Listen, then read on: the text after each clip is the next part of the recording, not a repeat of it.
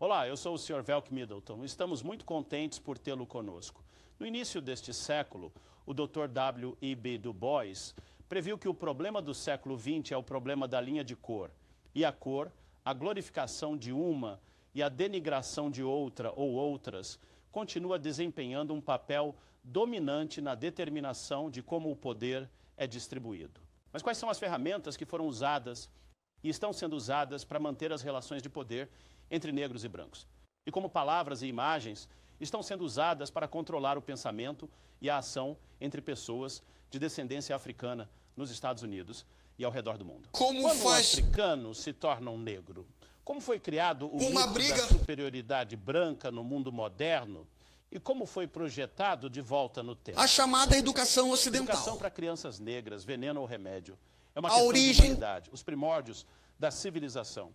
Imagens reais africanas no Antigo Egito e o presente da África para a Europa. Apenas alguns dos tópicos que exploraremos com o Dr. Asa G. Hilliard III, professor Fuller E. Calloway de Educação Urbana na Universidade Estadual da Geórgia. Dr. Hilliard é o ex-diretor da Escola de Educação na Universidade Estadual de São Francisco. Um psicólogo educacional muito respeitado, o Dr. Hilliard esteve envolvido no caso judicial que proibiu os testes de QI para crianças negras na Califórnia.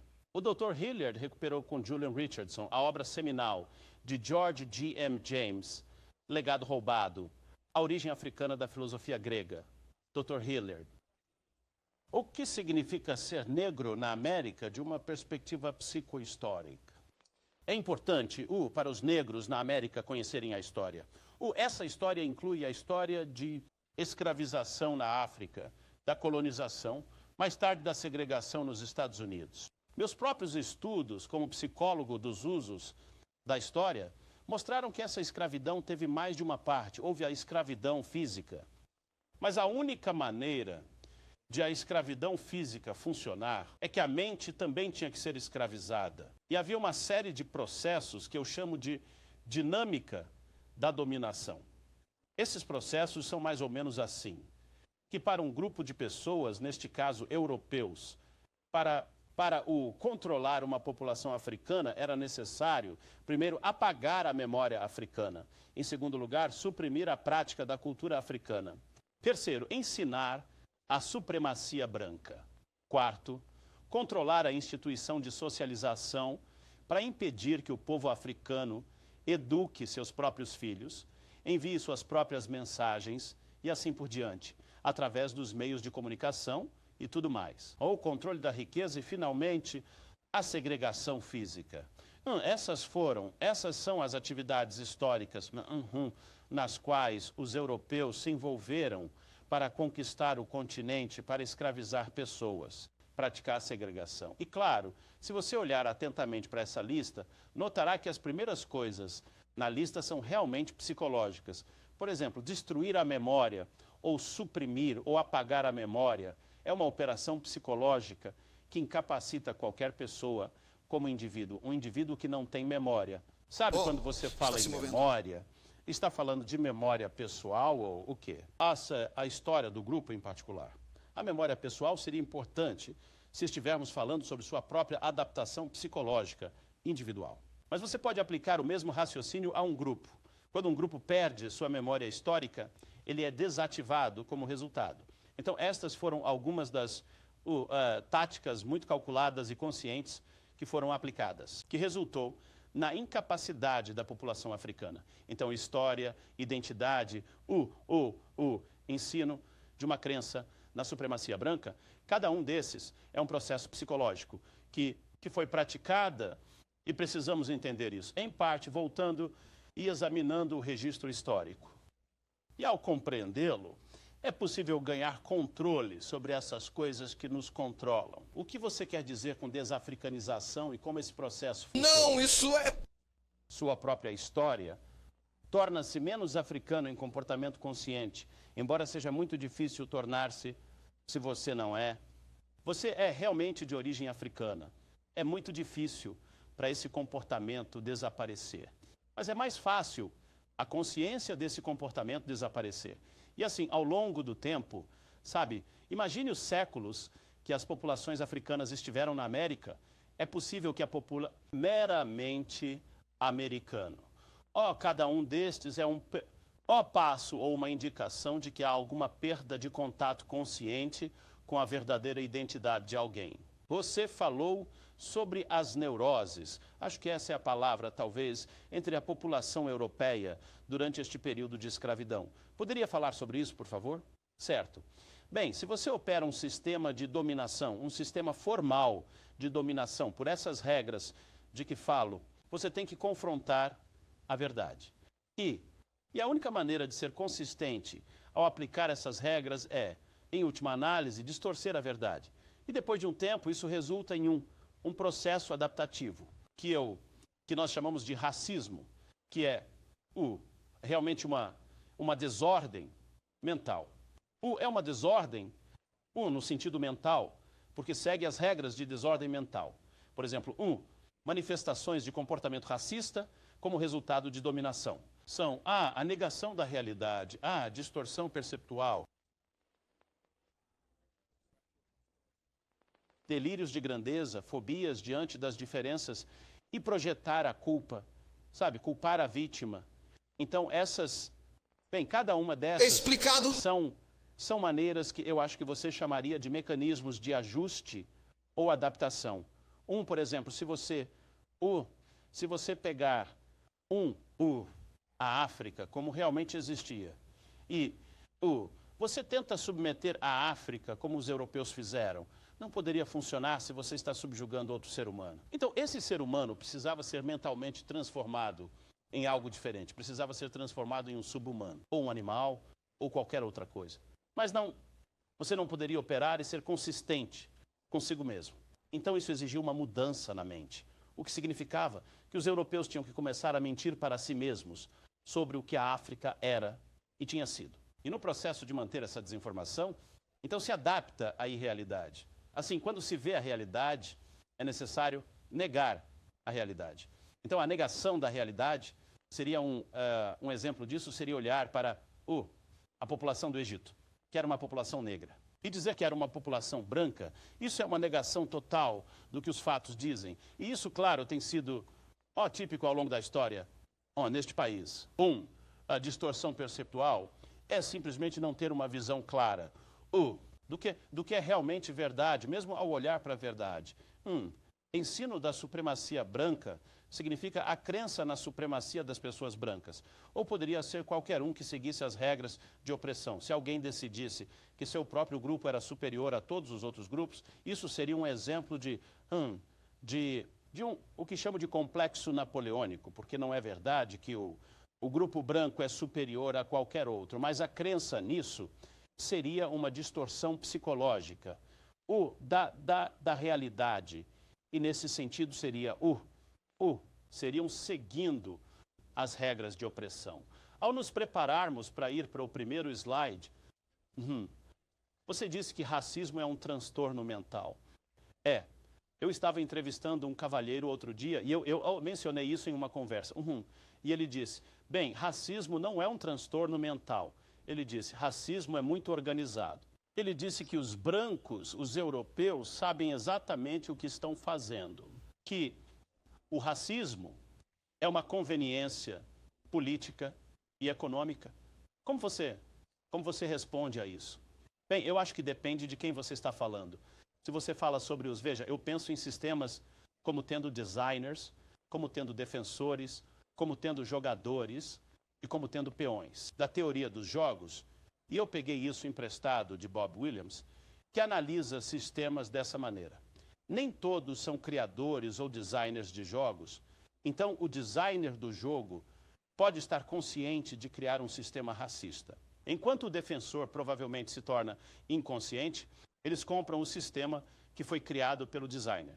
E assim, o defensor é racista no sentido de que estou falando. Ou o intermediário, sabe? Aquelas pessoas que executam a regra, o mestre no sistema, sem realmente saber por que o mestre criou o sistema. Ou mesmo que um sistema foi criado. Eles simplesmente herdam um sistema de crenças e um sistema de ação. E nesse sentido, eles são jogadores no jogo, mas não são os criadores do jogo. Então, fiz uma distinção entre esses para a pessoa na rua uma vez, certo? Vá sobre isso novamente. Vá sobre isso novamente. Existem algumas pessoas que são as marionetes e há outros que são marionetistas. Obrigado. Liberte sua mente. Vou tentar fazer um trabalho melhor. Obrigado. Liberte sua mente. Retorno à fonte. Origens africanas. Por que esse título? Certo. Bem, obviamente, estivemos falando sobre o fato de que o ajuste a dominação é meio que um ajuste mental, assim como um ajuste físico. Então, para a pessoa que é escravizada e para a pessoa que escraviza, eu já sugeri que há uma distorção entre o mundo real e o que ela acredita. Há uma discrepância entre essas duas coisas. Então, o que precisamos fazer para voltar à verdade é ter liberdade mental. Então, eu gosto de intitular este programa sobre liberdade mental. Então, liberte sua mente. Retorne à fonte. Sugere o caminho para alcançar a liberdade mental. Isso significa voltar às fontes primárias. Em vez de falar sobre o que alguém ouviu, vamos diretamente às provas. Além disso, no caso dos africanos, isso significa retornar às fontes africanas, porque essa é a única forma de renovação. Então, claro, as origens africanas referem-se ao fato de que, a África é o lar de muitas coisas, e a maioria de nós não sabe disso. E tem sido, coisas foram ditas sobre a África que nos fazem acreditar no oposto da verdade. Isso. Nós não acreditamos que a África foi um lugar criativo, que foi um mestre. Acreditamos que a África foi sempre uma receptora, uma estudante de outras pessoas. Então, origens africanas, que é a origem, uma das origens, considerando essas origens africanas, é uma maneira de libertar a mente do opressor e do oprimido. Tem uma sessão curta que chama de difamação do povo africano. E a razão pela qual faço isso é que é importante estabelecer o fato de que algumas das coisas que eu disse são verdade e não teremos tempo para entrar em muitos desses assuntos. Mas vou apenas mostrar a você um exemplo da distorção perceptiva, a negação da realidade, a tentativa de apagar a história, a tentativa de oprimir a cultura. Certo, em 1910, a Enciclopédia Britânica tinha um artigo sobre os negros. Este seria um dos muitos exemplos de como os africanos e outras pessoas obtêm informações sobre si mesmos. E aqui está um exemplo. Na verdade, tirei uma fotografia desse artigo e se você notar no segundo parágrafo sublinhado desse artigo, ele diz: mentalmente o negro é inferior ao branco. Em seguida, o artigo prossegue falando sobre o fato de que quando nossas crianças estavam bem, eram inteligentes, espertas, bem desenvolvidas, mas à medida que as crianças negras e brancas crescem, as crianças negras se tornam burras e as crianças brancas se tornam inteligentes. E, portanto, você tem que pensar em pessoas negras Este é um comentário enciclopédico. Pessoas diferentes. Isso está na enciclopédia mais respeitada, a Enciclopédia Britânica. Então, o pensamento mais autorizado na época teria sancionado essa visão em 1910.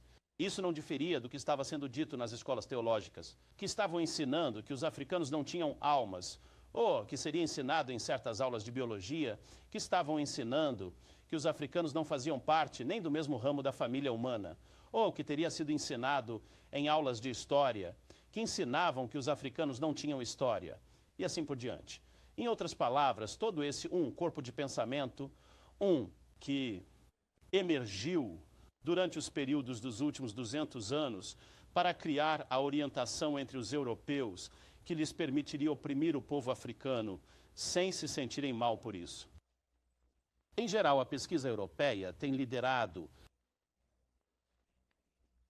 na criação do sistema de crenças. Na verdade, acho que seria seguro dizer que sem os acadêmicos não teria havido racismo, porque eles ajudaram a criar o sistema de crenças com autenticidade. Se um professor de biologia dissesse que os africanos são inferiores, se fosse, não teria havido racismo, porque eles ajudaram a criar o sistema de crenças com autenticidade. Se um professor de biologia disser que os africanos são inferiores, se um professor de teologia diz isso, é diferente de um homem na rua dizer isso. Assim podemos realmente traçar a história do racismo. Em outras palavras, não precisamos especular sobre isso. Há muitos bons livros sobre a história do racismo. liderado por estudiosos em instituições acadêmicas. Um bom exemplo seria o livro de Alan Chase, chamado The Legacy of Malthus, e há muitos outros. The Leopard Spots, de Stanton. Há muitos livros que estudam o papel seminal que os estudiosos desempenharam na criação dessas imagens de africanos. Mais uma vez, por que o senhor de escravos? Tentar desafricanizar o africano. Bem, é muito importante que quem estuda a função da cultura, o que a cultura faz por um grupo de pessoas, sabe que a cultura une um grupo de pessoas de modo que você tenha a unidade do grupo.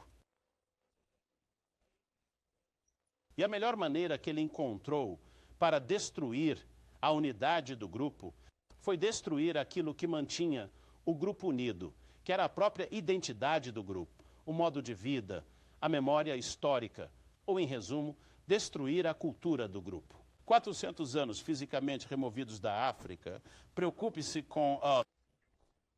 São africanos. Sim, pela mesma razão que eu estava tentando explicar em termos de por que o senhor de escravos escolheu atacar a cultura do escravo. Se o escravo deve ser libertado, o escravo deve afirmar isso. A cultura deve voltar, recapturar, incorporar, usar sua própria forma cultural nativa como base para criar uma vida totalmente nova. Bem, você sabe, com Malcolm X, ele citou alguém uma vez dizendo, sabe, eu não deixei nada na África, sabe, eu não sou africano, sabe, isso é verdade. Sim, ele disse, você disse que eu não deixei nada na África. Ele diz, mas porque você deixou sua mente na África. O que é verdade, certo, isso é certo. Vamos dar uma olhada então no próximo exemplo, seria uma página de um catálogo, chamado Johnson Catalog, onde atores brancos, menestréis, podiam conseguir algo que era chamado de maquiagem de negro. E isso foi distribuído por todo o país. E durante anos, na verdade por quase 50 anos, uma das formas mais populares de entretenimento na América foi este minstrel. Então, aqui está um ator branco, neste caso, Al Jolson. E precisamos ver o slide inteiro. Tornou-se muito famoso fazendo imitações de negros, porque não eram pessoas negras reais. Mas você notará que ele tem cortiça queimada no rosto e fez algo com o cabelo, e então ele se torna cômico. E isso lhe dá a oportunidade de projetar uma imagem das pessoas africanas para outras pessoas. Então, este é outro exemplo da difamação dos povos africanos. Aqui está um exemplo contemporâneo. Este é creme dental Dark, que é vendido pela Colgate, empresa Palmolive. É vendido no Extremo Oriente e, novamente, a exageração das características faciais negras, o negócio de ridículo e assim por diante, zombando de pessoas negras, você vê isso acontecendo agora mesmo. E, na verdade, há um artigo no Atlanta Constitution,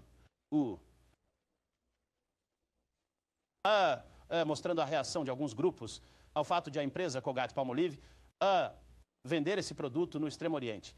Quando eles perguntaram sobre isso, de acordo com este artigo de notícias, eles disseram, certo. Isso teria sido, eu acho, 1986, se não me engano. Eles disseram, quando perguntados sobre isso, bem, não há pessoas negras aqui de qualquer maneira para ver isso, e não é ofensivo para outros, então vamos continuar vendendo. Então, a última informação que tive é que ainda está sendo vendido. James Baldwin disse que muitas vezes o que você fala sobre outra pessoa diz mais sobre você do que sobre aquela pessoa. Com isso em mente, qual era o comentário que os brancos estavam fazendo sobre si mesmos quando pintavam seus rostos de preto? E realmente examina a psicologia das pessoas brancas que se pintaram de preto. Pintar-se de preto significa colocar cortiça queimada e fazer um teatro de menestréis. Em um nível, pode-se dizer que é criar entretenimento e zombar das pessoas negras. Mas o que este livro fala, a partir de entrevistas em primeira mão com pessoas que costumavam fazer isso, é que elas, na verdade, tinham uma identificação com a cultura negra, às vezes com pessoas negras. E uma pessoa disse que simplesmente não se sentia bem até se pintar de negro. Eles deitavam à noite e sonhavam em se pintar de negro. Eles tinham isso em seus sonhos por dias e dias a fio. E até que pudessem realmente se pintar de negro e começar a fazer as coisas que achavam que as pessoas negras faziam, existem fortes implicações freudianas nisso? Mas claramente é algo que precisa ser estudado como um fenômeno comportamental. Você sabe, a ideia do significado psicológico que isso tem para os brancos, além de simplesmente zombar dos negros. Algumas pessoas tratam isso apenas como crueldade, mas há muito mais nisso. Certo, vamos. Aqui está outro exemplo. Há mais alguns. Vou passar rapidamente por eles porque nosso interesse está em outras coisas. Mas este é um exemplo de postais que costumavam ser enviados pelo correio dos Estados Unidos. Eu tenho centenas desses. Isso diz, um guaxinim persegue um gambá no sul dos Estados Unidos. Então está zombando do correio negro. Sapólio. Este é o uso da melancia como um estereótipo com um rosto negro. Isso era um anúncio para sabão. E isso está acontecendo por volta do quê? Bem, isso aconteceu antes. E ainda está acontecendo, para ser franco, mas você veria a maioria desses nos anos 20, 30, 40, nos anos 50. E até na década de 60 você via muitos anúncios como esses. Até agora você ainda vê vendido em lojas. O homenzinho que segura a lanterna do lado de fora para o seu jardim, você sabe. Pequena figura negra que segura a lanterna como um servo. Este era um livro didático que foi usado no final dos anos 1800. Tem Little Niggers de fato usado nas escolas como um livro didático. Neste país, sim. Seria interessante folhear as páginas desse livro didático e ver as histórias, porque elas são ainda mais reprováveis do que o título sugere. Mas simplesmente não temos tempo para entrar em detalhes. Mas, novamente, se crianças afro-americanas têm que depender dessas imagens para entender quem são e de onde vieram, então você pode ver que estamos colocando na mente afro-americana informações que distorcem a realidade. Então, todas essas imagens foram projetadas para fazer o quê? Para difamar os negros, para, como você diz, desafricanizar as pessoas negras, transformar o africano em algo que não seja um africano. Para os propósitos que discutimos um pouco antes, para destruir a base cultural, a fim de destruir a unidade política do grupo. Certo? A pergunta foi feita em um artigo de revista há algum tempo. A televisão, porque agora queremos, você sabe. Você estava perguntando antes há quanto tempo foi isso, e eu indiquei que essas coisas continuam a acontecer até em 1987. A televisão tem uma fórmula secreta para os negros, e vemos The Jeffersons como um dos programas mais populares na TV. E esta é a imagem que fala sobre qual é essa fórmula. Parece que na televisão americana, praticamente toda a programação feita sobre pessoas negras é programada, uma programação que é escrita. Televisão por pessoas brancas. Você sabe, há muito poucas exceções a isso. E estes são alguns dos autores desses programas, como The Jeffersons, como Fred Sanford and Son, e assim por diante. Assim, o que temos em imagens de negros na televisão são imagens de pessoas brancas, de como os negros são, ou talvez deveriam ser. Que é uma continuação dos que é uma continuação do minstrel. E então veremos isso. Vamos ver que tipo de imagens eles gostam. Eles gostam de imagens assim. Fred Sanford. Como este J.J. Você se lembra de quanto tempo o quão proeminente J.J. foi? Acho que ele está de volta na televisão novamente. Ele está de volta na televisão? Ele está de volta. Ele tem uma família agora, eu acho, mas ele está fazendo as mesmas coisas. Isso é tudo, provavelmente. Vamos ver o que acontece como consequência disso com o tempo. Então, as crianças afro-americanas, ao verem as imagens negativas de pessoas africanas que são mostradas, não conseguem desenvolver imagens positivas de si mesmas. E por isso procuram imagens que são positivas ao observarem outras pessoas além de si mesmas. Ok, isso foi apenas uma breve introdução. Poderíamos ter feito horas só certo, só essa parte. E realmente há uma necessidade de entrar nesse tipo de coisa com muito mais detalhe, mas essa é a parte que você quer abordar. Essa é a parte que eu quero abordar, certo? Certo, aqui vamos nós. Mas minha esposa me disse que eu tinha que incluir aquela outra parte, ou as pessoas não saberiam porque era necessário eu entrar nessa parte, certo? A próxima sessão, é uma sessão que chamamos de África como o berço da humanidade. E há uma necessidade de falar sobre isso, porque até recentemente houve muito pouco reconhecimento do fato de que a família humana era uma única família humana. Você sabe, há alguns anos, 100 anos ou mais, havia muitas teorias sobre o fato de que os seres humanos começaram separadamente. Em diferentes lugares da Terra, que lá negros começaram na África, brancos começaram na Europa, amarelos começaram na Ásia. Policêntrico, teoria policêntrica, poligenética. Muitas origens para os seres humanos. Bem, acho que isso foi completamente desacreditado agora. E, à medida que começaram a procurar o que foi chamado de origem monogenética, ou uma única origem para todas as pessoas, que há realmente apenas uma família humana, e é nisso que acho que quase todo mundo acredita agora, à medida que começaram a procurar por essa única fonte da família humana, o chauvinismo das pessoas que estavam fazendo a pesquisa, na época, aqueles que estavam buscando eram europeus. Então, eles queriam que esta família humana se originasse na Europa, ou que seu desenvolvimento mais pleno fosse europeu. Então, eles começaram a procurar na Europa por achados fósseis antigos, ossos antigos, nunca realmente foram capazes de voltar muito longe. Na verdade, o mais longe que conseguiram voltar foi cerca de 500 mil anos. Então, a busca por este ancestral humano deslocou-se para a Ásia e foi muito intensa. A pesquisa só podia remontar a cerca de 1 milhão de anos, e então a busca deles mudou para a África.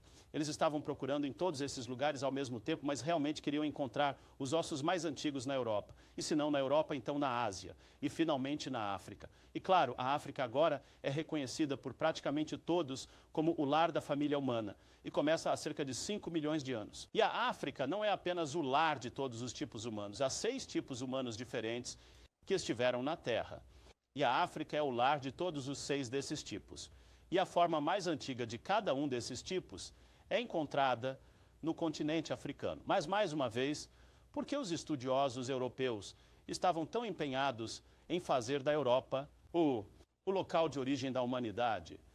Eles seriam o que você chama de eurocêntricos. Em outras palavras, eles queriam elevar a Europa para reivindicar todas as coisas boas para a Europa. E naquela época, a origem do homem, sendo na Europa, poderia ter sido considerada o apoio à teoria da supremacia branca. De que época estamos falando? De que período estamos falando? Sobre os anos 1600, 1700, 1800, durante esse período, mas especialmente durante os últimos 200 anos. Certo, a revista National Geographic, em 1985, novembro de 1985, é quando esta edição específica foi apresentada. Contém o resumo das informações que eu estava te dando. E eu vou passar por isso muito rapidamente. Hoje a África é reconhecida como o berço da raça humana. Essa é uma linha daquele artigo sobre o homem primitivo na National Geographic. A cor da pele provavelmente era escura, uma adaptação evolutiva ao sol tropical. Por que a cor da pele era escura? Bem, biólogos têm uma regra, uma explicação que diz que animais de sangue quente, como os seres humanos, quando vivem em climas tropicais úmidos, desenvolvem pigmentação. Eles têm uma substância química chamada eumelanina, que é responsável, entre outras coisas, pela cor da pele, e essa cor de pele escura nos trópicos protege você dos raios ultravioleta do sol. Então, qualquer pessoa que não estivesse protegida dessa forma, geralmente não sobreviveria. Por exemplo, albinos podem sobreviver a uma vida normal no norte da Europa. Vida normal, você sabe, há realmente muito pouca ameaça à vida deles. Mas nos trópicos, muito poucos vivem além dos 30 anos de idade. Então, devido aos raios ultravioleta do sol serem prejudiciais para pessoas com essa pigmentação, e até termos ar-condicionado e outras formas de adaptação, não era fácil para populações não nativas da África sobreviverem na África. Mas, então, se você estivesse tentando adivinhar como eram os primeiros africanos, como fazem agora os arqueólogos, paleontólogos, biólogos interessados em seres humanos antigos, o melhor palpite deles é que esses seres humanos antigos tinham que ser negros, assim como as pessoas da África hoje são. Droga. Ok, aqui está um dos tipos humanos. Lembre-se de que eu disse que havia 6 tipos humanos. Havia 2 tipos diferentes de Australopithecus, Australopithecus ou ábricos, Australopithecus robustus, Homo habilis. E esses 3 tipos que mostrei até agora são encontrados apenas no continente africano. Em nenhum outro lugar eles existem.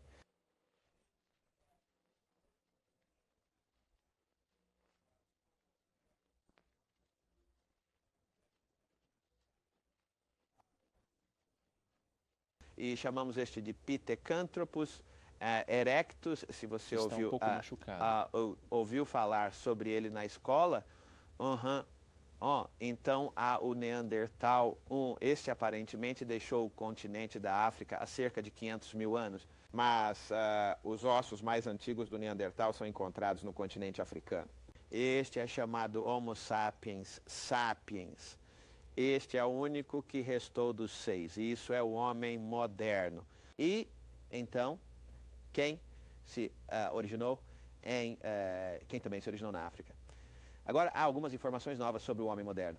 Por anos, a melhor estimativa de quão antigo o homem moderno era na África era que o homem moderno tinha aproximadamente 100 mil anos. Antigos na África. Agora acontece que há há pessoas que estão realizando estudos de DNA mitocondrial, que é a informação genética na célula humana, e resulta que há 2 tipos diferentes de informação de DNA, geradores, e um está no meio da célula, ou no núcleo da célula, o outro está no tecido da célula.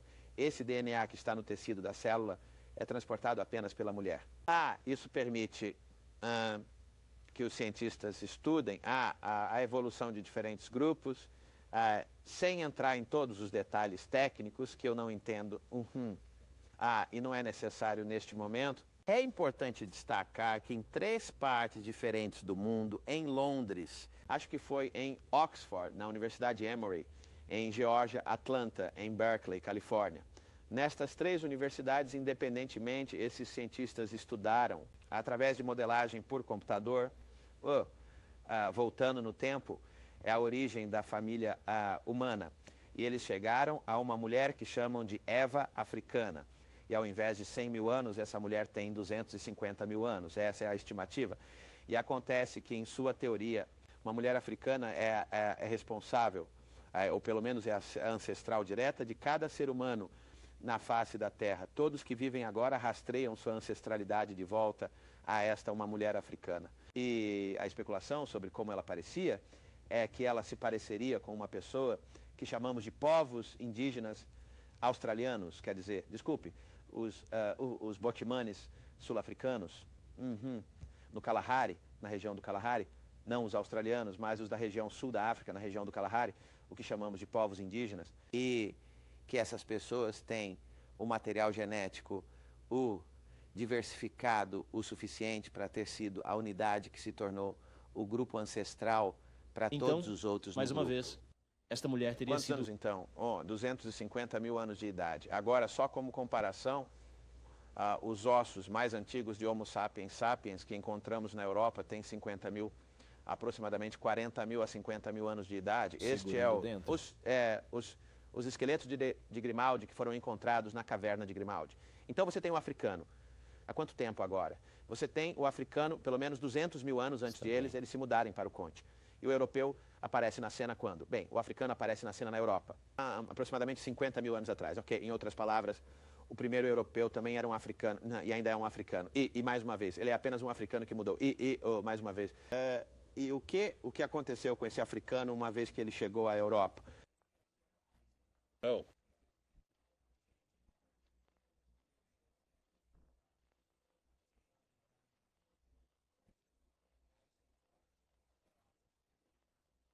Tendo um ambiente completamente diferente em relação à dieta e ao clima e todas essas coisas. Resultou em um período de 20 mil anos em mudanças físicas, mutações genéticas para se adaptar àquele ambiente em particular.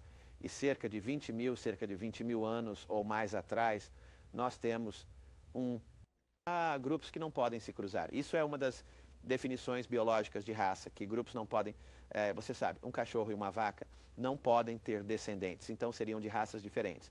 Mas variedades da mesma família, de modo que o europeu que resultou era apenas um africano despigmentado. Ok. Se você reparou, todos esses fósseis de que eu estava falando, e isso é só uma amostra de alguns deles, estão localizados na África, principalmente no mesmo lugar.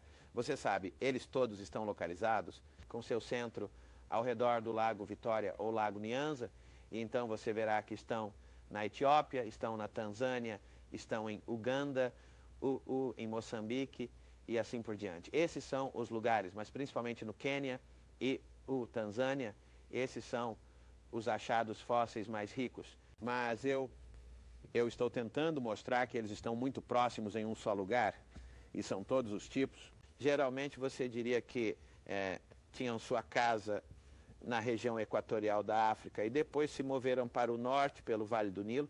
Lembre-se, o Nilo tem cerca de 4 mil milhas de comprimento e assim foi literalmente uma autoestrada pela qual essas populações migraram ao longo de vários tempos, pelo menos 3 delas migraram o suficiente para deixar o continente africano. Certo, até agora falamos sobre a difamação dos africanos e exemplos disso. Depois falamos sobre a origem da família humana, o que nos leva ao que realmente é a parte mais importante, porque o homem primitivo, todos digamos, o homem primitivo e o homem moderno sendo encontrados na África por si só, tem muito pouco significado para a maioria das coisas com que nos preocupamos, que tem a ver com o que algumas pessoas chamam de comportamento civilizado. Então, o que queremos saber, entretanto, é quando os seres humanos começaram a desenvolver uma civilização avançada e quem eram esses seres humanos que fizeram isso. Acontece que, de acordo com os registros que temos agora, os africanos foram os primeiros a desenvolver os elementos de uma civilização avançada. E é isso que gostaríamos de examinar agora, que é a história da alta civilização no mundo, que também é o início da civilização no continente africano. Certo. Deixe-me chegar, antes de irmos para aquele slide pouco específico. danificado. Alina. Este é um gráfico de tempo desse período do desenvolvimento da civilização registrada. O que isso significa é que algo estava acontecendo antes de 4.000 antes de Cristo. Vamos retomar a história bem aqui. Mas mesmo antes de 4.000 antes de Cristo, de acordo com registros orais africanos antigos, as coisas estavam acontecendo já em 25.000 antes de Cristo. Eles dizem a idade de uma das suas nações remonta a esse período. Mas vamos nos limitar aos registros que existem e não apenas ao testemunho oral. E para fazer isso, vamos olhar para uma linha do tempo que começa por aqui, digamos em torno do ano 4.000 antes de Cristo e vem até o presente. E vamos ver o que estava acontecendo no mundo e colocar algumas coisas que sabemos ao lado de algumas coisas que talvez não saibamos. Este lado é a África e este lado é a Ásia e a Europa, certo?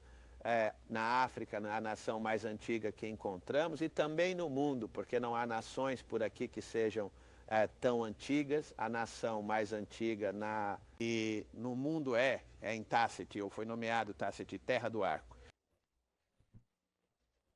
E está localizada na Núbia, sob as águas da barragem de Assuã.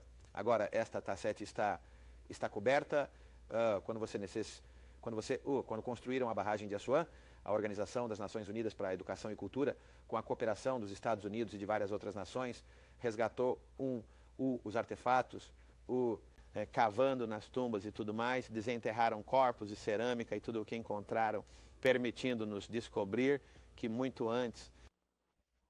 Egito. Ou Kemet. Muito antes de Kemet, que começa como uma nação aqui, muito antes de Kemet você tinha outra nação, Núbia, que é a mãe de Kemet.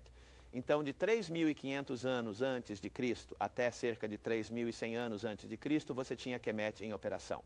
E a descrição física dos reis de Tassete, a descrição física deles é que eles são altos e que têm aparência negroide. Seus corpos foram encontrados. E eles estavam localizados na Núbia, que sempre foi o lar da população africana negra. Núbios ainda existem. Um dos... Você poderia descrevê-los para nós? Você esteve no Egito recentemente. Provavelmente as pessoas mais escuras na África são os núbios, em qualquer parte do continente. Mesmo quando você desce para o sul da África, eles ficam com a pele mais marrom. Mas quando você chega a essa parte do Quênia e partes da Etiópia, mas especialmente na Núbia, você tem uma população e eles criaram o que agora? Muito escura. Livros didáticos. Isto é Tazete. Mas... Todas as evidências mostram que essa era a população de Tazete. Certo. Que é mais antigo que o Egito. Certo. Agora temos o Egito 3.100 anos antes de Cristo e temos 12 dinastias. Essas são 12 famílias. Temos isso agrupado desta forma por uma razão muito especial. Essa foi a primeira nação que a maioria das pessoas conheceu no mundo e pelos primeiros 1000 anos de existência quemética, ou existência egípcia, então Kemet é o Egito. Exceto que os antigos egípcios nunca chamaram seu país de Egito, eles o chamavam de Kemet, então nós o chamamos de Kemet para nos referirmos à antiga civilização. Então, se você disser Egito, você está realmente falando sobre a nova civilização, que é principalmente árabe, que é uma população estrangeira, assim como a população europeia está na América agora. Mas eles não estavam aqui há 10 mil anos. As pessoas que estão no Egito agora são, eles são pessoas que vieram da Síria, a Síria até da Pérsia e lugares assim, e misturaram-se com populações núbias, então eles são principalmente uma população estrangeira. Certo? Sim, certo. As 12 famílias de 1 a 12 vão de 3.100 a.C. até cerca de 2.000 a.C. O importante sobre isso é que todas as pirâmides foram construídas durante esse período. Todas as grandes pirâmides foram construídas durante esse período e nenhum invasor tinha conquistado um país africano no registro. Não há registro de invasores terem conquistado a África de fora. O que significa que todas as pirâmides foram construídas por africanos nativos e a maioria das pirâmides principais foi construída na primeira parte desta família, no que chamamos de Reino Antigo, dinastias 3, 4, 5 e 6, foi quando a maioria das suas pirâmides foi construída. Então, quando chegamos aqui à dinastia 11 e 12, que é o Reino Médio, veja, este seria o Reino Antigo, o Reino Médio, o Reino Novo. Isto é quando você lê a história egípcia, certo? Quando você diz pirâmide, as pessoas podem não ter apreciação, certo? Pelaquela estrutura. Você está falando de uma estrutura que tem 48 andares de altura. Você está falando, sim, você está falando da Grande Pirâmide, e essa foi uma das primeiras pirâmides. A propósito, as pirâmides pioraram conforme começaram a construir mais delas, fizeram um trabalho de pior qualidade, certo? Mas a primeira pirâmide foi uma pirâmide em degraus, e depois houve algumas pirâmides pelo fundador a quarta dinastia Snéfero, cuja foto vamos mostrar. E seu filho Quéops construiu a Grande Pirâmide. Agora, essa pirâmide é o edifício de 48 andares e Tudo bem. Isso é por volta de 2.200 seria antes correto. de Cristo ou AC? Seria por volta de 2.200 anos antes de Cristo. É construído com 2 milhões de blocos de calcário. 2.200.000, para ser mais preciso. E cada um desses blocos pesa cerca de 2 toneladas cada. Ainda está de pé. É uma das únicas maravilhas do mundo que você ainda pode visitar hoje. Então, o que é importante é que a era das pirâmides, a era de alta tecnologia e idade, uma era tecnológica que mostrou que os africanos eram arquitetos, engenheiros, astrônomos e assim por diante, ocorre aqui. E você não tem nada parecido em qualquer outro lugar do mundo, apenas no continente africano. E então temos uma invasão aqui.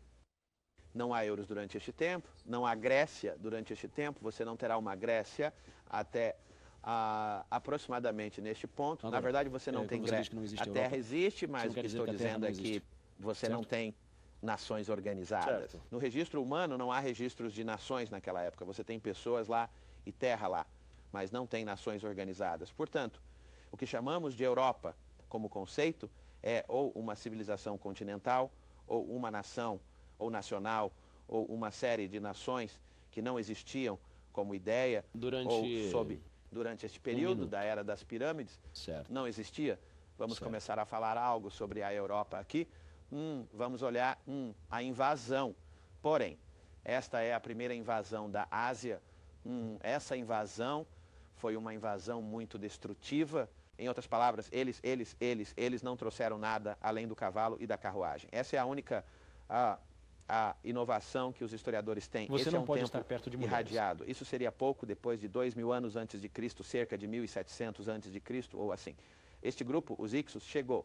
E eles permaneceram lá por um tempo, cerca de 150 anos. Abraham chegou mais ou menos nessa época.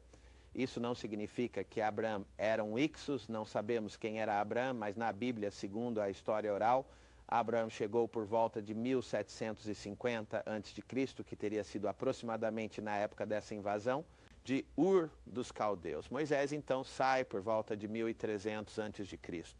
Novamente, não sabemos, porque tudo isso é história oral, mas esses dois coincidem com esse período de invasão, o que interrompe a continuidade de Kemet. Kemet volta, Egito volta nesta grande e gloriosa dinastia. Essa seria a grande era dourada. Veja, houve uma era dourada na era das pirâmides, houve uma era dourada no Reino Médio, e esta é a grande era dourada, bem aqui. Esta é a dinastia de Tutankhamon, Nefertiti e Nefertari, depois que os invasores foram expulsos. Veremos quem expulsou os invasores. Então tivemos novamente um programa de crescimento. Em outras palavras, o que estou tentando dizer é que todos os períodos de alta tecnologia foram liderados por nativos, certo? Em outras palavras, você não tem nada sobrando do que essas pessoas fizeram, certo? Então também há uma 19ª dinastia. Este é o período de Ramsés, sobre o qual eu não vou falar. Temos cerca 10 de minutos, 10 minutos, é só isso? eu acho. Certo, a Vai 25ª em dinastia, Agora você sabe. que é a era do Renascimento. Estas são todas, mas estas são importantes eras douradas do governo nativo africano negro. É por isso que as tenho colocadas ali. Também é importante notar que temos a primeira intrusão dos gregos na África aqui. Este é o período de Alexandre o Grande, através dos Ptolomeus. E então, o período romano começa pouco antes de Cristo e chega até aqui. Então você tem um período de 300 anos aqui de domínio grego, um período de 300 anos de domínio romano. Estes são 600 anos de domínio estrangeiro de Kemet, e estou mostrando isso porque mais tarde, quando mostrar algumas imagens de gregos e romanos, queremos que veja onde eles entram na história egípcia. Eles entram bem na época de Cristo e eles entram no final do período. Em outras palavras, eles não contribuem literalmente com nada, mas tiram muito. Isso então é por isso que dizemos que a fundação da civilização greco-romana, culturalmente, é uma fundação africana.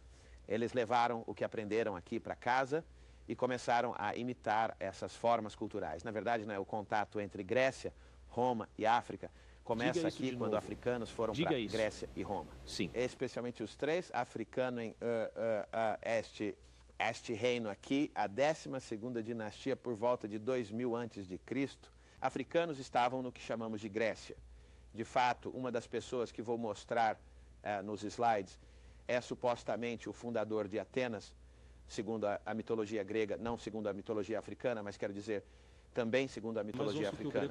Mas os gregos disseram que o seu fundador, você sabe, veio de fora, especialmente Atenas, o que foi? Que é muito importante. Então, eu espero que esta linha do tempo nos ajude a colocar as imagens reais em algum tipo de ordem à medida que passamos pela história, enquanto passamos mais uma vez, os nossos minutos restantes.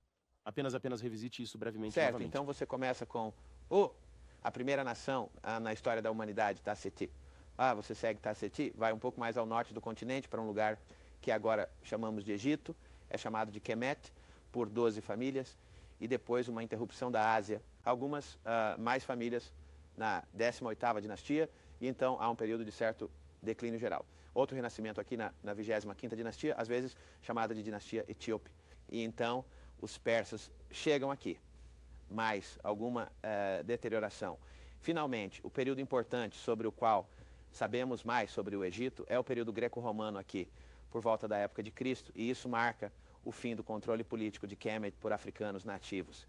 E isso significava que, a partir daí, estrangeiros controlariam Kemet. A cultura permanece a mesma ao longo de todo o período de 3.000 anos. Algum comentário final antes de você? Antes de dividirmos isso, eu diria que você poderia dizer aqui também.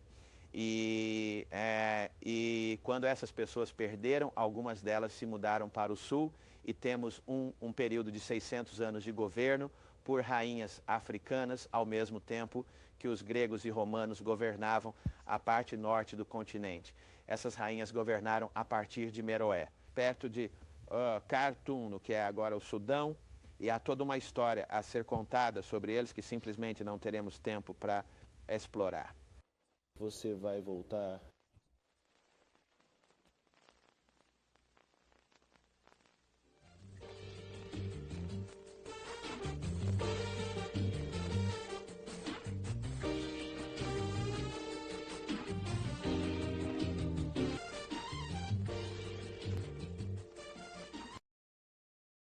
Olá.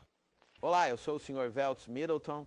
Estamos muito felizes em tê-lo conosco para esta segunda parte de Liberte Sua Mente, Retorno à Fonte, Origens Africanas, com o Dr. Asa J. Hillard III, Professor Fuller E. Callaway, de Educação Urbana, na Universidade Estadual da Geórgia. Dr. Hillard, você poderia abordar a unidade cultural no continente africano, por favor? Certo. Fico contente que tenha perguntado isso, porque muitos espectadores vão querer saber por que você gasta tanto tempo fazendo a história do Egito, ou Kemet, quando as populações africanas, na América, elas acreditam, vieram da África Ocidental.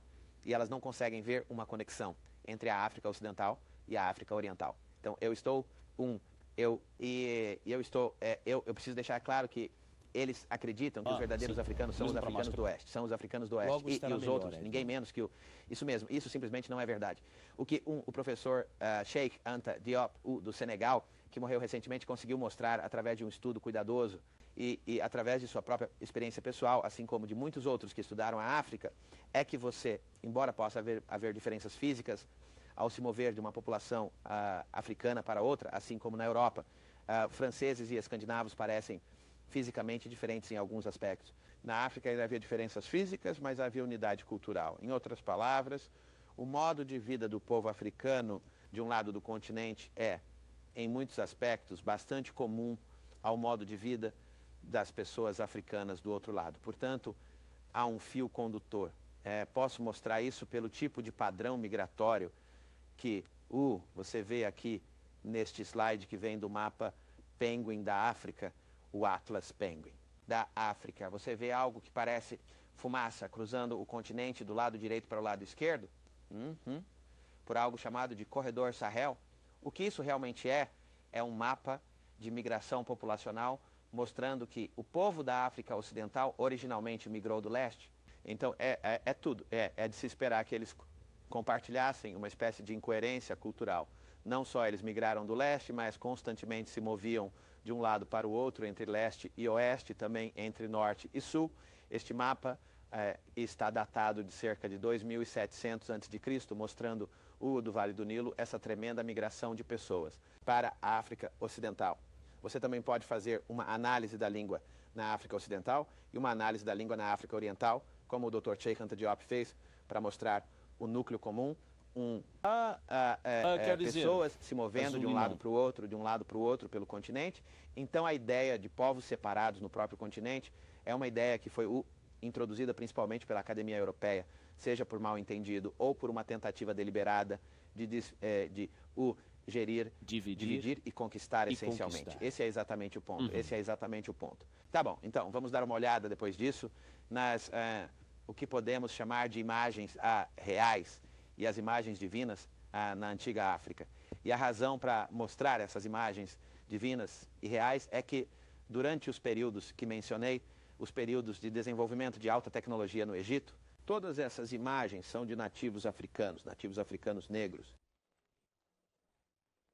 E a razão pela qual eu enfatizo o negro e a africanidade é que muitos estudiosos disseram que isso não era verdade.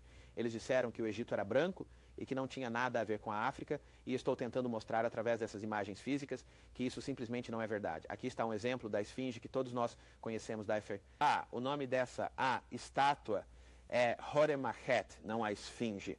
ela foi renomeada por viajantes gregos, com um nome grego que chamamos hoje de esfinge. Mas Horemheb é uma imagem com uma cabeça humana e o corpo de um leão. Não sabemos se é um homem ou uma mulher.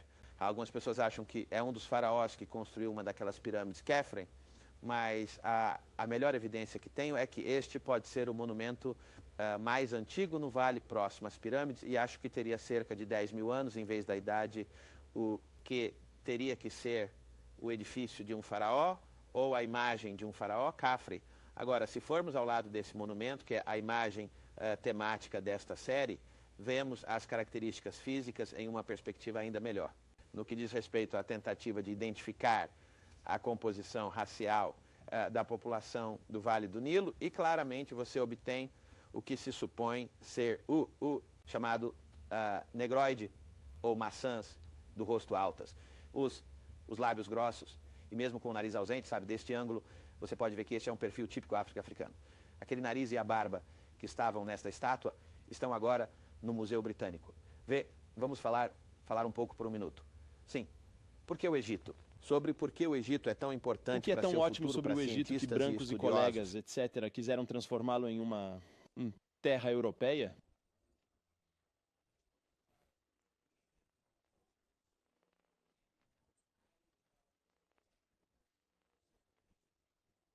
Do qual fluiu.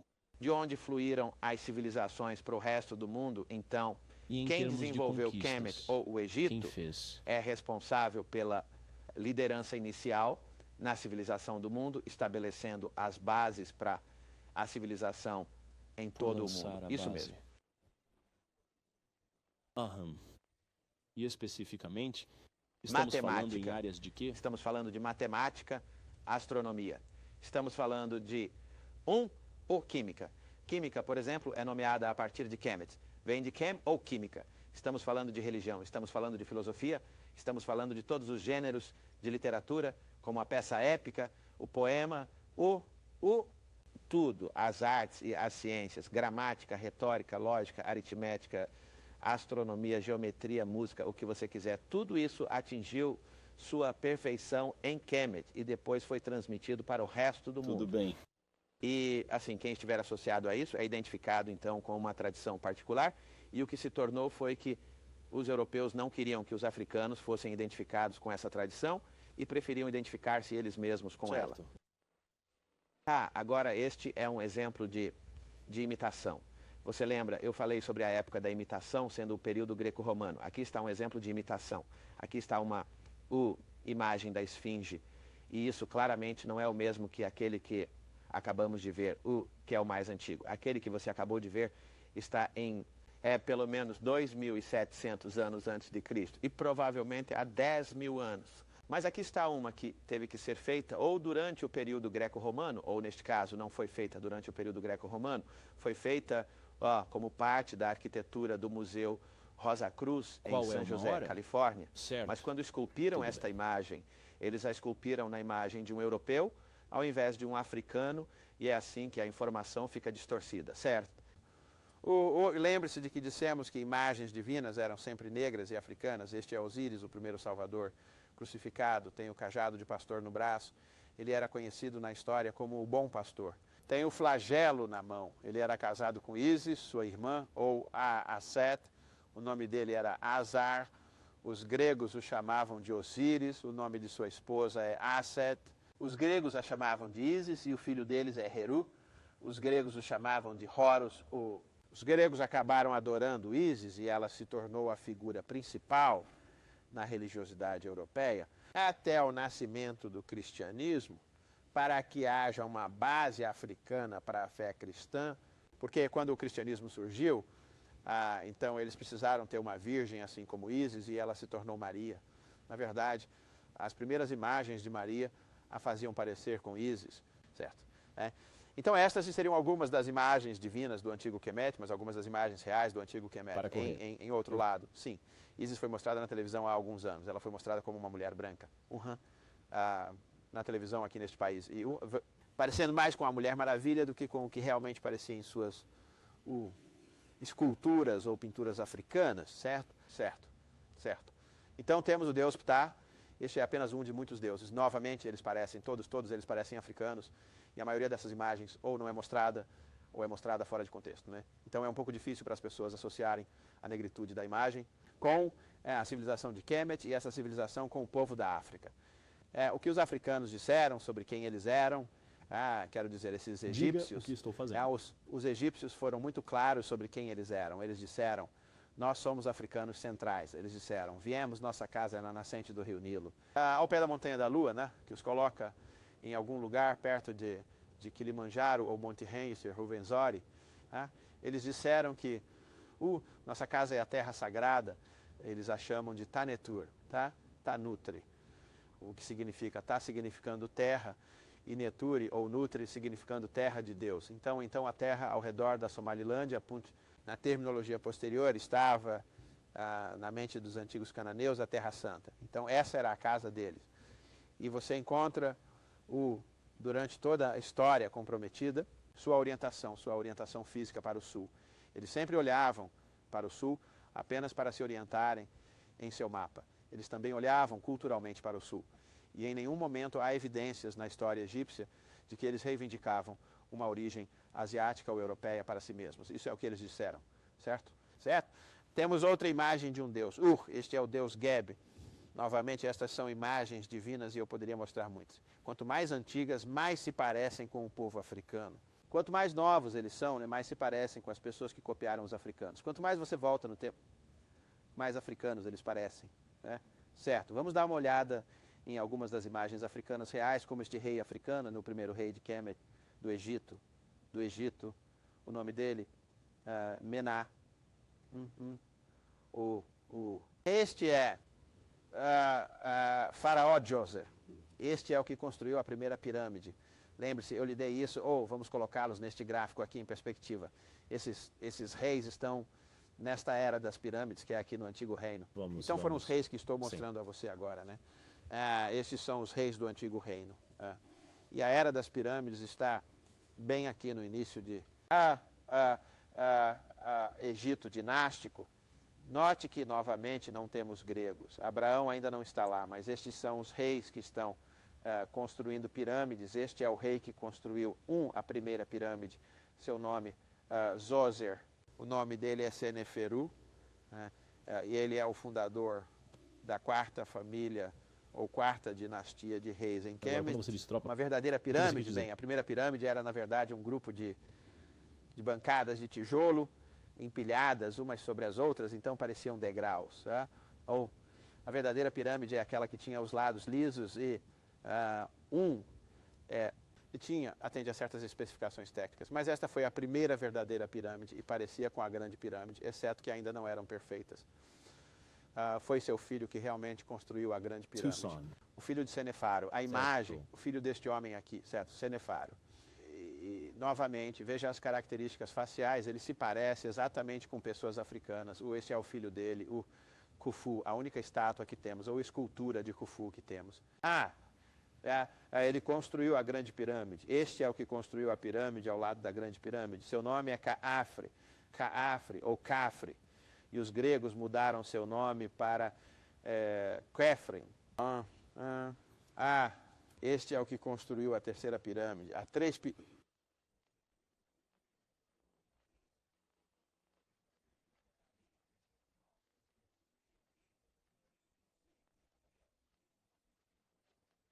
Novamente, né, se você olhar para as pirâmides e depois olhar para esses três reis, esses três reis, de acordo com essas esculturas, são de acordo com a imagem que temos de africanos nativos, eles são africanos nativos.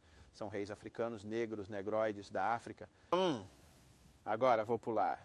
Deixe-me voltar a este gráfico de tempo novamente. Porque isso... Vamos certo, esperar ok. Vamos deixar nossas câmeras se posicionarem aqui. Esta é a era das pirâmides aqui. E então há uma lacuna. Há uma ruptura aqui. Desunião, desordem. E então surge uma nova família na 11ª dinastia. Primeiro os Mentuhoteps.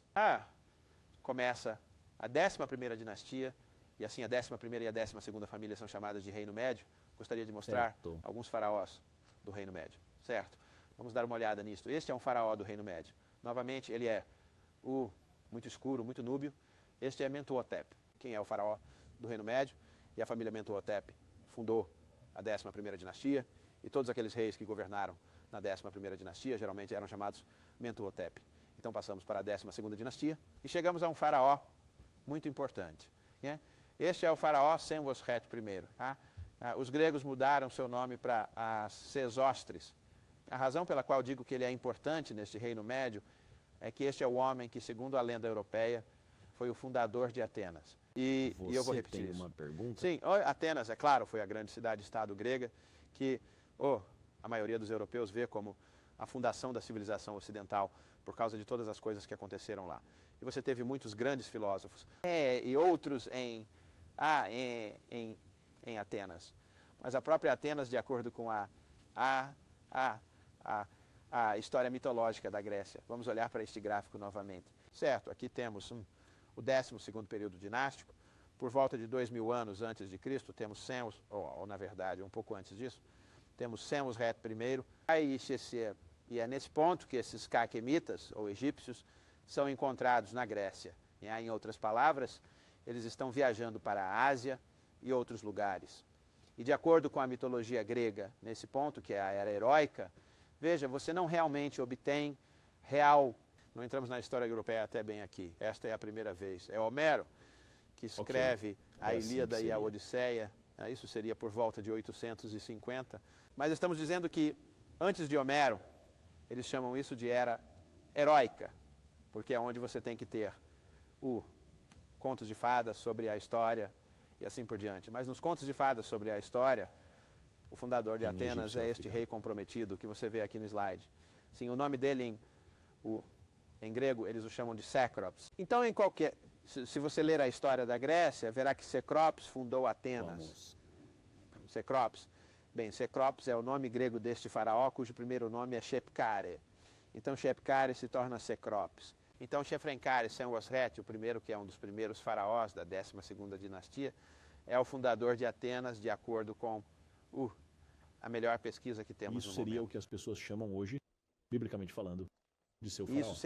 Este seria um dos seus faraós.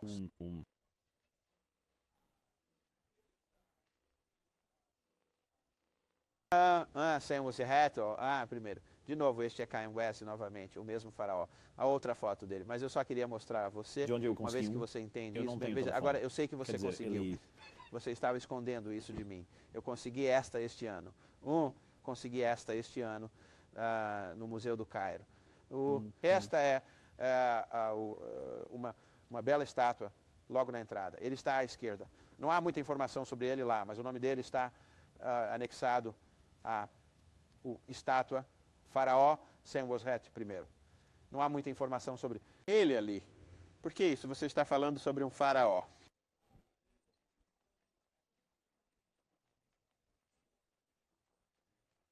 Escribas do que sobre grandes faraós. Por quê? Bem, temos que especular porque é assim, mas alguns dos escribas que têm todas essas informações e atenção, e são exibidos de forma proeminente aqueles que têm uma aparência mais europeia. E você encontra esses europeus chegando ao Egito, posteriormente. Europeus, você quer dizer em termos de estudar o Egito? Certo, estudando, e o estudo do Egito pela Europeus começaram com Napoleão. Ele pode ser considerado o fundador da egiptologia. Que você encontra sim, há imagens no Egito, esculturas, pinturas que seriam de aparência mais europeia ou asiática, porque havia tipos que chegaram ao Egito em todas as épocas, você sabe, as pessoas eram viajantes, alguns colonos e assim por diante, e eles podiam subir na hierarquia. Em outras palavras, não havia impedimento para irem à escola, se tornarem educados, se tornarem até politicamente poderosos. Eles podiam fazer isso. Mas, em geral, não havia grandes populações. Eles foram barrados por um tempo. Os gregos foram impedidos de frequentar as escolas até cerca de 500 anos antes de Cristo. Certo? E eles começaram a entrar com Pitágoras, com Anaximandro, Anaxímenes, toda uma série de estudantes gregos pré-socráticos foi para a África. Sim, por volta do ano 500. E eles se perguntavam qual foi a razão para isso, para não terem sido autorizados. Não sei a razão, só sei que eles não tinham permitido ali Na verdade, segundo George James, havia uma proibição contra a admissão deles, certo? Agora, eu desviei você do curso, continue. Está bem. Vamos voltar e ver Zinnwasser's. Novamente, quero mostrar o máximo dessas imagens reais que puder. Zinnwasser's. Este é, lembra que vimos o primeiro? Este é o sucessor, Senwosret o segundo, e então aqui está Amenemhat o terceiro. Agora este é o seu rei egípcio, este é um rei egípcio, faraó, Amenemés o terceiro novamente. Pode voltar mais um? Certo, para aquele outro. Agora Sim, este é um vamos rei voltar egípcio. para o outro.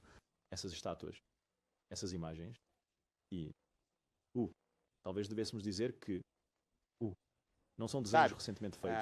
Agora essas ou são esculturas esculturas que recentes. foram feitas, isso teria sido feito por volta de 2000 anos antes de Cristo, certo? Agora essas esculturas estavam por toda sempre, elas estiveram aqui, tudo bem. Porque você tinha imagens europeias, quando a história egípcia foi colocada na tela.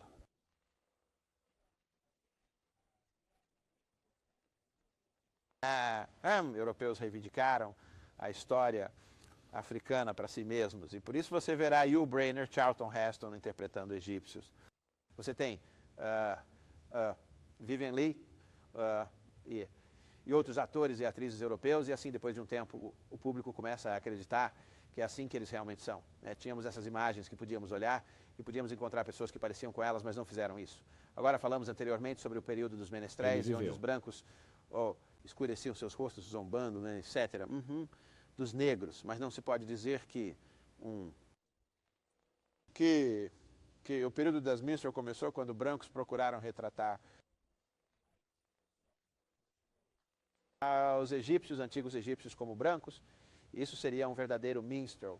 Isso seria um verdadeiro minstrel porque isso claramente não não coincide com os registros. Vamos apenas olhar para o mínimo novamente, por favor.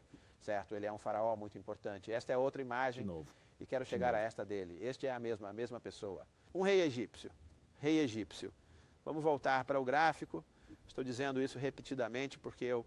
Vá em frente. Ok, vamos voltar ao gráfico. Aqui ele está de volta, Médio Império. O nome grego dele é Memnon. Agamemnon, né? Então, quando vamos à literatura grega aqui, e os gregos começaram a escrever sobre sua era heróica e sua conexão com a África, que podemos realmente encontrar na África essas pessoas sobre as quais os gregos falaram. Mas ninguém me disse isso quando eu estava na escola. Sim, isso é o que você está olhando para o grande Memnon, e estou lhe dizendo isso para que, se você voltar para a escola, possa levar para aqueles que ensinarão nossas crianças o tipo de informação que elas precisam ter. Este será Agamenon, grande Memnon. Quando, na verdade, há duas estátuas que são erroneamente chamadas de Memnon, né, no Vale dos Reis. Porque quando os gregos chegaram lá pela primeira vez, acharam que finalmente tinham encontrado a casa de Memnon. Eles apenas viram duas estátuas gigantes, e acabou que não era Memnon, era uma de Amenhotep III. Mas, então, o nome africano dele era Amenemhat, o deus Amun surge. Certo. Perceba que ele parece quase como se estivesse com dreadlocks. Aqui estão as tranças, que eram muito proeminentes na antiguidade. Comprometido. Agora, deixe-me voltar ao gráfico novamente, porque isso também é muito importante. Agora, pulamos deste período para este período, né? Em outras palavras, deixamos a segunda idade de ouro, né? O reino do meio. E agora vamos para a terceira idade de ouro. Idade de ouro primeiro, antigo reino segundo, reino do meio, idade de ouro terceiro. Agora vamos dar uma olhada em algumas das coisas que aconteceram nessa idade de ouro. Tá bem. Certo, temos esta universidade.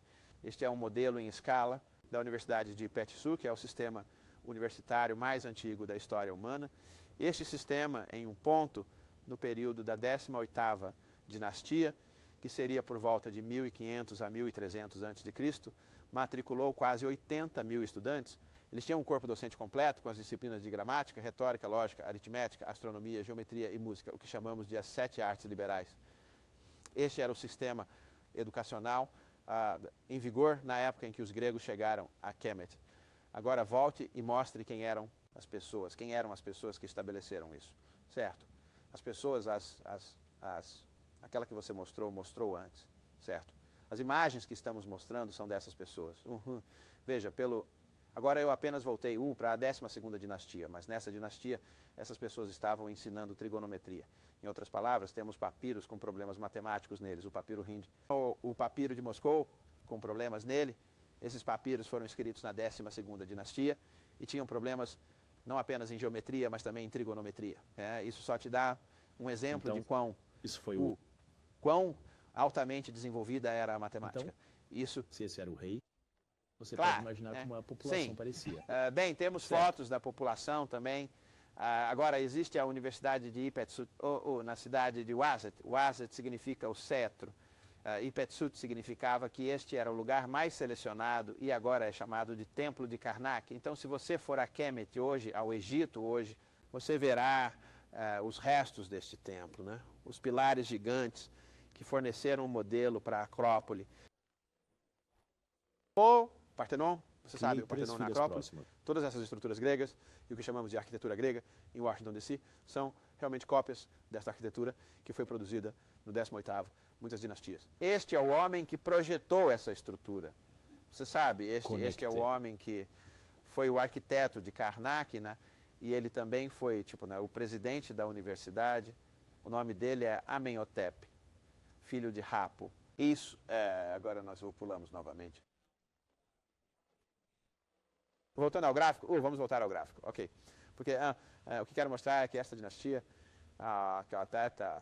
que tem Ipetsut nele, foi na verdade iniciado aqui por este homem que veremos agora. Veremos a primeira múmia que mostrei a vocês. Na verdade, a única múmia que vou conseguir mostrar hoje. Mas seu nome é Sequenenre. Ele começa aqui, expulsa esses Ixos e inicia esta era do Templo Dourado de que estou falando. Certo? Agora este é o espectro de Sekhmet. Estou mostrando isso porque todas as múmias reais dessas eras douradas, são pessoas negras. Grande discussão sobre se eles eram realmente negros ou se eram apenas negros por causa do processo de embalsamamento. O que levou o professor Diop do Senegal a conduzir um teste de dosagem de melanina. Em outras palavras, há uma maneira de determinar na pele da múmia se realmente é uma pessoa negra ou não. E seu teste é muito simples, que é pegar o químico etilbenzoína e tratar a pele, colocá-la sob uma lâmina. Coloquem uma lâmina, um microscópio e uma lâmpada de 100 watts e as moléculas ou grânulos de melanina irão florescer para que possam ser contados e bem compactados. Grânulos de melanina serão indicativos de pele negra e se for pele branca, aí haverá menos melanina. E a melanina não se deteriora com o tempo, então, se era uma pessoa negra quando viva, essa melanina ainda está nos restos da múmia, e assim ele realmente fez esse tipo de estudo em múmias em Paris, no Museu do Homem. Descobriu que eram de fato pessoas negras, mas nunca obteve permissão para examinar o resto das múmias no Museu do Cairo. Certo. Você poderia falar sobre Sete por um minuto? Eu quero fazer uma observação. Certo. Tá? Sete era o irmão de Azar ou Osíris. E Sete, essa é a primeira história de Caim e Abel. Sete matou Osíris. Cortou-o em 14 pedaços. Algumas pessoas dizem 28 pedaços. Se livrou do corpo dele. E então esse corpo foi procurado por Ísis, que juntou as partes novamente.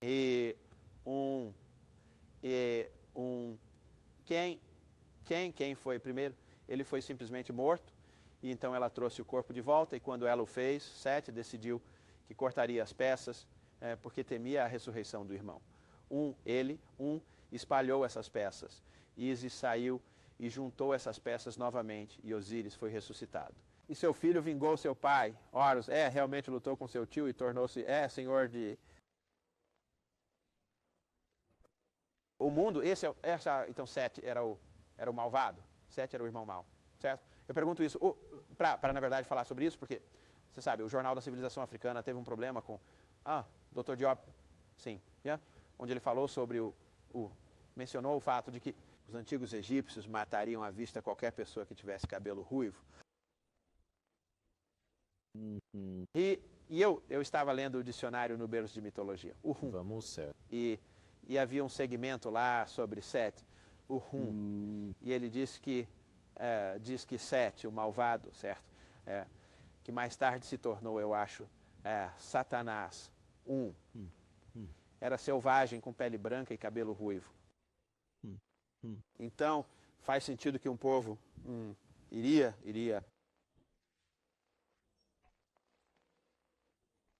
Se eles fossem negros, sabe, fariam o diabo. Se fossem brancos, fariam o diabo também branco. Como? Como eles mesmos. Como eles mesmos, certo? Certo. É muito maior. Se as pessoas vão criar imagens negativas, elas sempre projetam essas imagens em alguém diferente delas mesmas. Certo? Sim. Certo? Sim. Certo, vamos ver se conseguimos fazer isso. Temos tempo para mais alguns? Certo. Esta é Nefertari. Quem é a esposa do primeiro rei da 18ª dinastia, aquela grande, era de ouro. É realmente importante tê-la, porque a maioria das pessoas nos Estados Unidos conhece Nefertiti, mas ninguém conhece Nefertiti. E ainda assim, Nefertari era de fato, né, uma rainha mais proeminente, era na verdade a mãe de Kemet, era realmente uma egípcia antiga e não uma persa, o que, segundo alguns historiadores, pelo menos, Nefertiti não era realmente uma egípcia. Você está aí? Ok, este é o templo de Hatshepsut, que está no Vale dos Reis, a primeira mulher bem conhecida a governar Kemet. Eles tiveram várias mulheres que foram as verdadeiras faraós do Egito. Este é o templo de um e este é o designer de seu templo. Este é o Senemut, o arquiteto do templo de Hatshepsut, dinastia. Por isso, você pode ver porque eu chamo de Era do Templo. Este é o sobrinho dela, Tutemés III. Esta é uma das altas sacerdotisas. Do período dinástico, 18º. O nome dessa mulher eu escolhi isso porque é uma múmia tão bem preservada, e se eu acho que não temos uma imagem tão clara quanto eu gostaria, então você pode ver a textura do cabelo e tudo ainda é visível. Ela se parece muito com uma mulher Maasai. Seu nome é Anutawi. Isso também é da 18ª dinastia. Este é Amenhotep III, o pai do rei Tut. Esta é a esposa de Amenhotep III. Sim, vamos voltar a Amenhotep III. Este é o pai do rei Tut. E também o pai do faraó Akhenaton, o fundador do monoteísmo. Algumas pessoas dizem que ele é o fundador. Vamos ver. Isso não é verdade, mas o monoteísmo é um estudante de Akhenaton. Isso é outra coisa. Então este é Amenhotep III. Esta é a esposa de Amenhotep III, a rainha Tia. Novamente, esta era uma rainha que eles poderiam facilmente projetar como Nefertiti, mas ninguém nunca vê. Onde estão essas imagens? Você sabe, elas não estão nos livros didáticos, elas estão nos arquivos do Museu do Cairo, mas e ela foi uma rainha muito importante. Agora, este é Akhenaton, ou o filho daquele rei e rainha que se tornou faraó e desenvolveu uma religião completamente nova e levou o Egito em uma direção diferente. Esta é sua esposa, Nefertiti.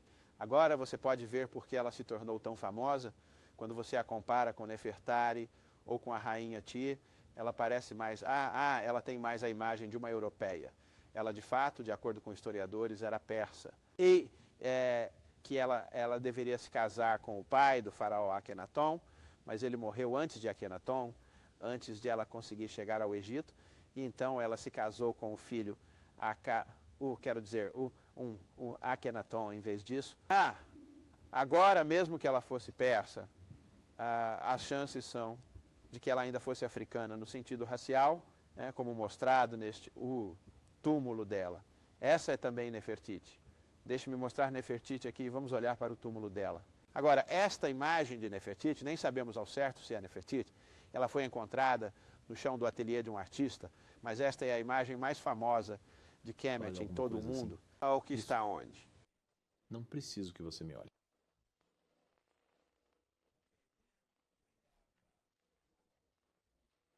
Material que eu estava citando, mostrando que, segundo ela, era, na verdade, persa, filha de um rei persa, em vez de egípcias. Estas são as filhas do faraó Akhenaton e Nefertiti. Diziam que elas eram deformadas porque tinham cabeças compridas. Em outras palavras, elas não eram europeias normais, de acordo com as pessoas que disseram isso. Mas aqui estão africanos por toda a África que têm a mesma forma de cabeça Em outras palavras, essa é a forma de cabeça mais típica que você encontra na população africana. E isso é do leste da África e também do oeste da África. Certo? Aqui está o rei Tut, que era o irmão de Akhenaten. Esta é a máscara dourada. Mantenha essa imagem na mente quando eu mostrar o próximo slide, porque o próximo slide será uma foto de um anúncio de notícia, né, para a exposição do rei Tut em Los Angeles, saindo do Los Angeles Times. Quero mostrar a coisa real. Depois quero mostrar o que um artista faz. E isso vai te dar uma indicação de por que nunca devemos aceitar esboços de artistas. Devemos sempre pedir o documento original ou a escultura original, se pudermos vê-la. Então aqui está o rei Tut do jeito que ele parecia para ser o artista. Aqui está o rei Tut como ele parecia para os artistas no Los Angeles Times. Ele tinha se tornado caucasiano. E voltamos, damos uma olhada em como ele realmente parecia, e então é assim que ele parecia no anúncio, ele se torna branco. Isso acontece frequentemente com as figuras egípcias, conforme aparecem em esboços, e essa é a razão pela qual recomendamos contra o uso de esboços e livros didáticos. Sempre que possível, deveríamos ter fotografias. E ainda melhor do que isso, deveríamos ter o objeto real. Porque mesmo em fotografias é possível que a cor não seja uma representação verdadeira da cor, como indiquei com a rainha T. Em preto e branco você realmente não capta o natural, cor da estátua como aparece, e é realmente melhor ter uma foto colorida. Então, é claro, olha o que aconteceu com o rei Tut quando chega às crianças. Então vamos voltar e olhar isto novamente. Começamos com o homem dourado, a maneira como ele se parece. É assim que a população adulta irá percebê-lo no anúncio no jornal, e esta é a forma como contaremos às crianças sobre o rei Tut. Então isso é um exemplo de quê? Isso é um exemplo de realmente mudar a história. Negar a dois povos africanos a sua própria história e dar essa história africana a outra pessoa.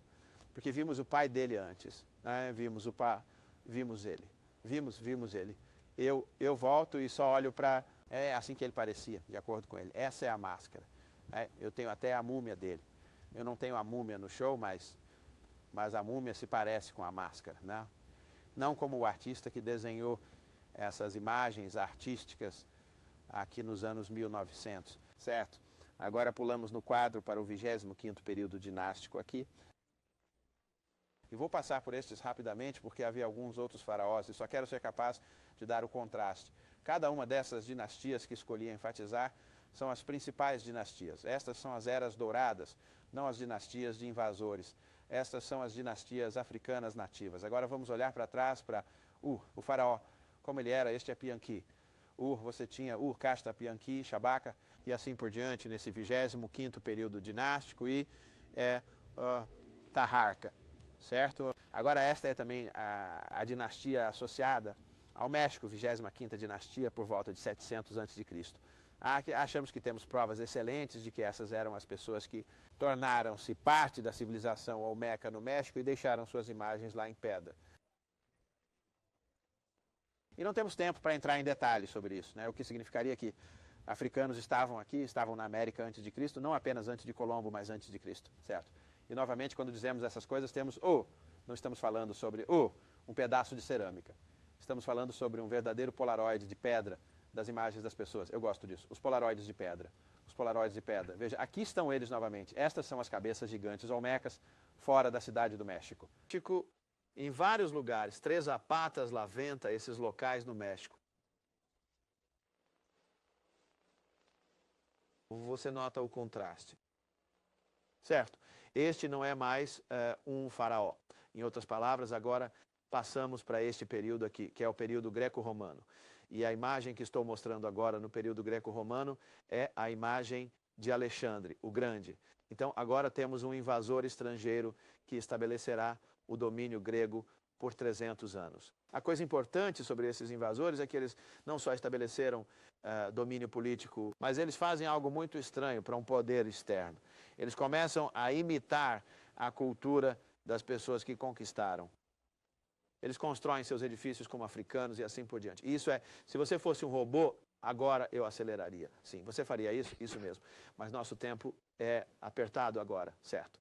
Certo. Bem, acelere, Alexandre, o Grande. O general Ptolomaico, seguindo Alexandre, o Grande, note que ele está vestido como um faraó aqui. Aqui está um faraó ptolomaico à esquerda, sendo atendido por deuses egípcios no templo de Horus. O faraó ptolomaico, você está falando sobre algo grego? Esses são faraós gregos. Então eles começaram a recriar. Eles pegaram todos esses templos que tinham sido derrubados e os reconstruíram, mas colocaram suas próprias imagens nesses templos. Muitas pessoas vão a Kemet hoje e veem essas imagens e dizem, bem, onde estão os... Pensamos que você disse que essas eram pessoas africanas, sem saber que a maioria desses templos foi reformada na época dos gregos e romanos. Certo, sim. Agora, você disse que temos que parar agora. Não, vai em frente. Vamos lá. Eu pensei, eu quero que você vá, continue. Você não queria que eu me apressasse. Isso mesmo. Certo, eles começaram a mumificar seus corpos. Esse é um exemplo de múmias greco-romanas. Você viu antes uma múmia do antigo Kemet? Bem, os egípcios vinham mumificando seus corpos há anos, mas é um passo muito significativo quando pessoas que principalmente confiavam na cremação, de repente mudam e começam a enterrar seus mortos e mumificar seus mortos que são enterrados na tradição africana. Deixe-me fazer esta pergunta. Sim, por que o público negro, John Q, preocupar-se com toda essa história antiga? Em outras palavras, você não pode ir à escola por 3 dias sem ser lembrado da grandeza do seu povo. E isso é apropriado, sabe?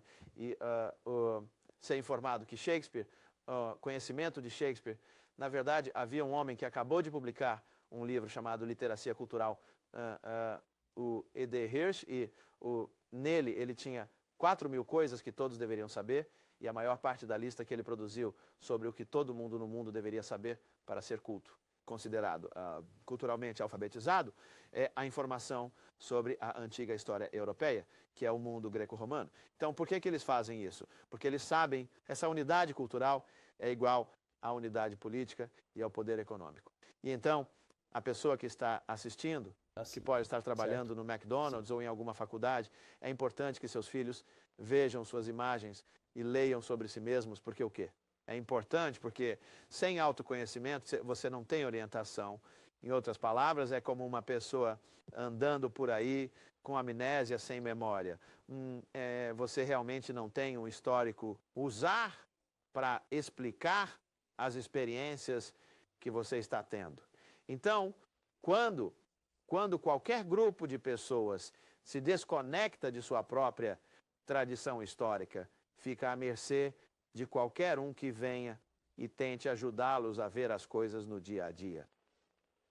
Sempre lendo a história de outra gente, você quer ouvir a história do cão pastor? Sim, só rapidamente. Ok, você tem um voo para pegar, certo? Sim, eu tenho um voo para pegar, certo? Então, tem que ser uma história curta sobre o cão pastor, certo. Basicamente, é uma história verdadeira sobre como os cães pastores são treinados e que você treina um cão pastor, um cachorro que você pode assobiar e dizer para ele reunir ovelhas, e o dono pode sentar na colina, seu mestre pode sentar na colina, e esse cachorro correrá por toda parte sob o sol quente e reunirá ovelhas para ele, onde quer que ele queira que elas vão, por sinal. E a maneira como ele treina o cachorro para fazer isso é, coloque esse cão, assim que nasce, em um cercado com ovelhas, e esse cão realmente é amamentado, ele mama em uma ovelha mãe e cresce pensando que é uma ovelha. Em outras palavras, tem o corpo, a inteligência, a resistência, a força de um cão, mas tem a mente de uma ovelha, de forma que é flexível, dócil, pode ser treinado para fazer coisas que não são nada parecidas com as de um cachorro, fazer coisas até mesmo que não são do seu interesse, fazer coisas que realmente não são benéficos para seu irmão. Por exemplo, ele poderia ver um cachorro que nasceu ao mesmo tempo que ele, da mesma mãe. Mas se ele nunca viu esse cachorro até ser adulto, ele trataria o próprio irmão como se fosse o inimigo. Então, a criança negra, o estudante negro, que está sempre lendo a história de outra pessoa, exclusivamente, é como um cão pastor? Sim, certo. É isso que você estava... Para enfatizar o tema que você ouviu antes, do Dr. Joseph Benjo Cannon, que diz, eles todos se parecem. E ao que ele, claro, está se referindo é que não importa onde o povo africano tenha sido disperso pelo mundo, que eles ainda mantêm não apenas a imagem física da África, mas também a orientação cultural do povo africano. Isso pode ser um bom ponto para parar. É mesmo, você tem mais tempo. Quero dizer, pelo que me diz respeito, com tudo que você disse, Qual é a coisa mais importante que o pai negro, a criança negra, o professor negro pode fazer? Isso nos ajudará a fazer o que temos que fazer. E isso eu acho que há e ressurreição, e libertação, e libertação. Bem, libertação para a ressurreição, como um povo, não apenas como indivíduos. Acho que é importante que nosso povo seja forte novamente. Para que isso aconteça, significa que tem que haver uma sistemática, atividade, eu acho que chamo isso de estudo P, para restaurar a memória. Em outras palavras, e tanto crianças quanto professores têm que ser reeducados. Eles precisam de novas informações e novas percepções que lhes deem uma base para ver de uma maneira diferente a experiência na qual estamos envolvidos. Isso significa um estudo da história. Isso significa um estudo da cultura. Isso significa criar as instituições que nos permitirão praticar essa história e praticar essa cultura. Dinheiro, necessariamente. Eu não acho que a resposta seja dinheiro seria ótimo, mas não acho que a resposta seja dinheiro. É interessante para mim que, ao viajar pelo país e visitar livrarias afro-americanas, que são as pessoas comuns que parecem estar comprando os livros, que muitos dos afro-americanos que conseguiram diplomas de bacharelado, mestrado e doutorado não são leitores. Não, eles não estão usando suas mentes para renovar sua perspectiva. E muitos donos de livrarias dirão isso a você. Então, o que isso diz sobre os talentosos? Diz que muitos dos talentosos, 10% foram, de acordo com Carter G. Woodson, mal educados. Bem, você não foi e nós agradecemos a você. Obrigado. Muito obrigado. Esse é o nosso programa. Obrigado.